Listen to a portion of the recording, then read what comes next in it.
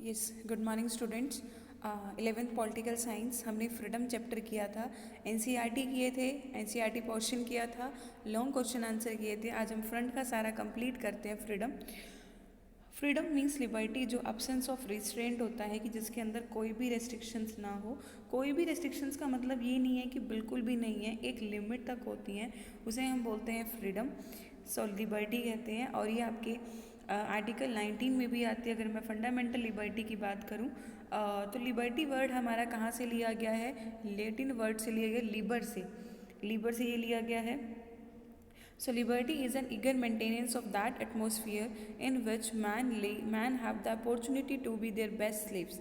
कि एक आप लिबर्टी एक ईगर मेंटेनेंस है जिसके अंदर जो मैन अपनी अपॉर्चुनिटीज़ का यूज़ करता है ताकि वो अच्छे से सर्टिफिकेट सब कुछ यूज़ कर सके।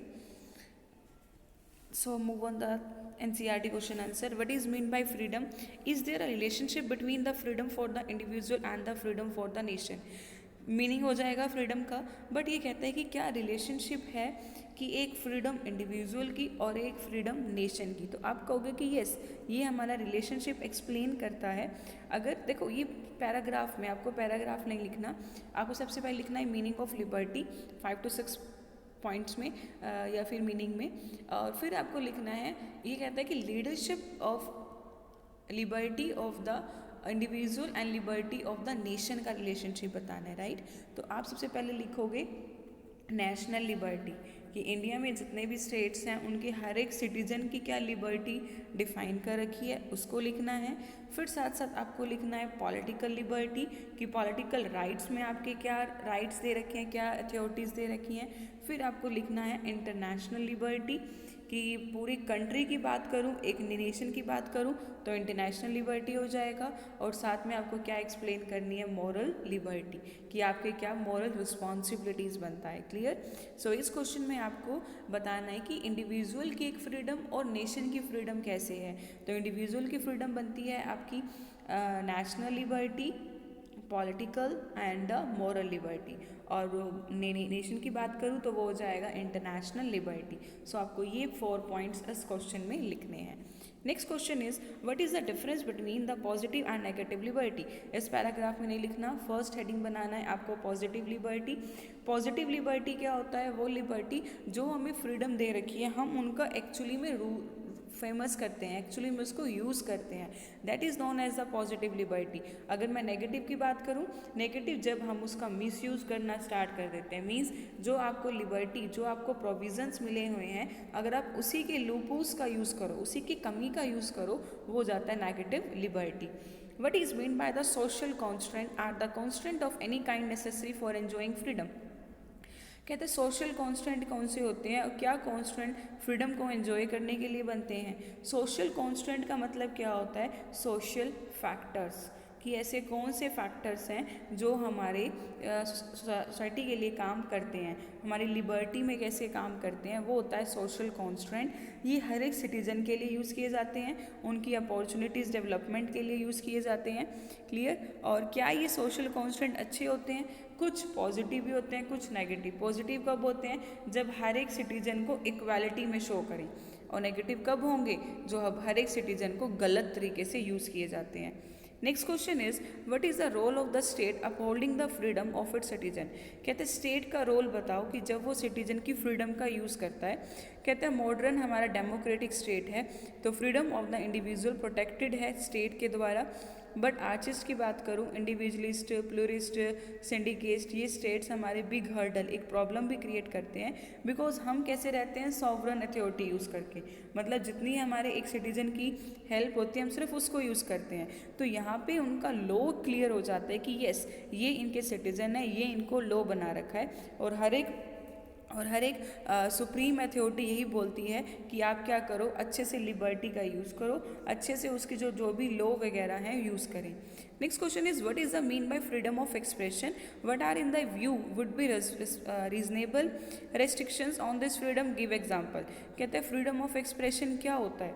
फ्रीडम ऑफ एक्सप्रेशन होता है कि आप कोई कहीं भी अगर जाते हो, आप अपने थॉट रिगार्डिंग द पॉलिटिकल रखते हो, सो आपके ऊपर कोई भी केस, कोई भी गलत जवाब नहीं दे सकता, क्योंकि अंडर आर्टिकल 19 की बात करूं, 19 में कुछ फ्रीडम्स दे रखी हैं कि आप बाहर कहीं रह सकते हो, सेटल हो सकते हो। जम्मू कश्मीर में भी आ चुका है आर्टिकल 370 के, कुछ रिमूव हो चुकी हैं रेस्ट्रिक्शंस। एंड आप अपने आइडियाज़ को रख सकते हो, एक्सप्रेशन को रख सकते हो, अकॉर्डिंग टू आर्टिकल 19 बोलता है। ठीक है, तो वो कहते हैं कि what is the view of reasonable restrictions, क्या इसमें रेस्ट्रिक्शंस है फ्रीडम की? आप लिखोगे येस, ये रेस्ट्रिक्शंस हैं। ये नहीं है कि आप उनके फंडामेंटल राइट्स को मिसयूज़ कराओ, राइट्स को वॉयलेट करने के लिए कहो। आप अपनी लिमिट गवर्नमेंट के जो आर्टिकल्स हैं उसके बारे में कह सकते हो, जिसके according sovereignty and the integrity of state. आप स्टेट के बारे में कह सकते हो कि यस, ये स्टेट काम कर रही है, इनका इंटीग्रेशन बना हुआ है। Security of the state and the friendly relation with other state, जो स्टेट की सिक्योरिटी है और जो फ्रेंडली रिलेशन बना हुआ है अदर स्टेट के साथ, वो डिस्कस कर सकते हो। पब्लिक इंटरेस्ट, आपस में लोगों का क्या इंटरेस्ट है, किस ऑब्जेक्टिव से वो आए हैं, वो डिस्कस कर सकते हो। पब्लिक ऑर्डर, डिफेंस और the morality of the incitement of the offences, कोई भी अपराध वगैरह होता है, पब्लिक ऑर्डर, डेमोक्रेसी, इसका यूज़ कर सकते हैं हम। Next is the contemptation of the court, court को अच्छे से रोक भी सकते हो, कोर्ट को रोक भी सकते हो, राइट। जैसे मान लो हमने कोई भी काम किया है तो हम उसको अच्छे से रोक भी सकते हैं। क्लियर। कंटेम्पटेशन, कंटेम्पटेशन का मतलब क्या होता है बेटा? कंटेम्पटेशन का मतलब होता है कि कोई भी काम हम कर रहे हैं वो अच्छे से करें, ठीक है। And a defamation of the citizen, citizen की कोई भी प्रॉब्लम आती है उसके राइट्स वगैरह को हम क्या कर सकते हैं, यूज कर सकते हैं। So next question is who rot Hindi Hind Swaraj. Hind Swaraj हमने पढ़ा था ना, हिंद स्वराज का मीनिंग क्या होता है? सेल्फ रूल, अपने खुद के रूल।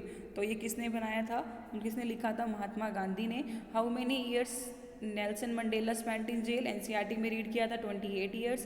काइंड ऑफ लिबर्टी कोई भी लिख सकते हो, civil, political, moral, civil, political, moral, positive, negative, national, international, तो ये सब लिबर्टीज़ हैं।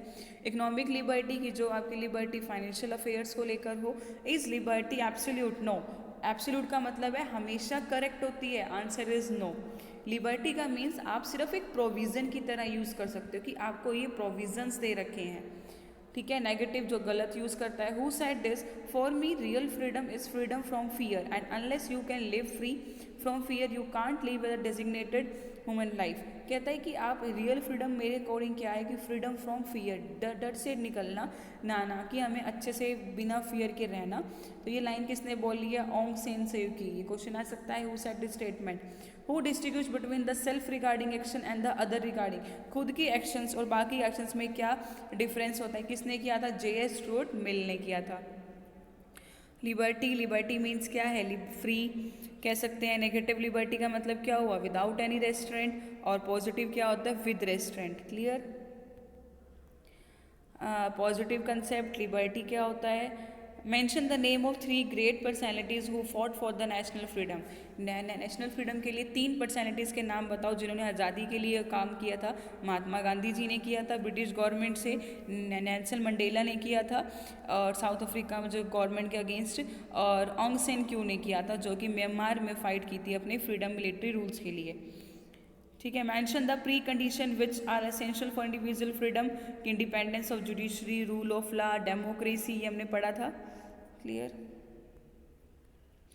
लिबर्टी क्या होता है? 2 काइंड्स ऑफ लिबर्टी आप कर सकते हो। And self regarding and the other regarding activities. Self regarding activities होता है वो एक्टिविटीज़ जो खुद आप अपने एन्जॉय के लिए करते हो। आप जो भी एक्टिविटीज़ कर रहे हो उससे आपको सेटिस्फैक्शन मिल रहा है, that is the self regarding. और अदर का मतलब क्या है? जो दूसरों के ऊपर अफेक्ट डाले, that is the other regarding activity. Political liberty in the absence of economic equality is meaningless, explain. कहते हैं पॉलिटिकल लिबर्टी इकोनॉमिक इक्वालिटी के बिना नहीं है, absence करती है। क्या स्टेटमेंट मीनिंगलेस है? यस, क्योंकि आप पॉलिटिकल लिबर्टी तभी बनाओगे जब आपके पास इकोनॉमिक इक्वालिटी होगी।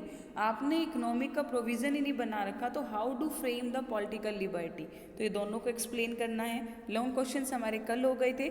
Chapter complete. If any doubt then give in comment section, like share subscribe. Thank you.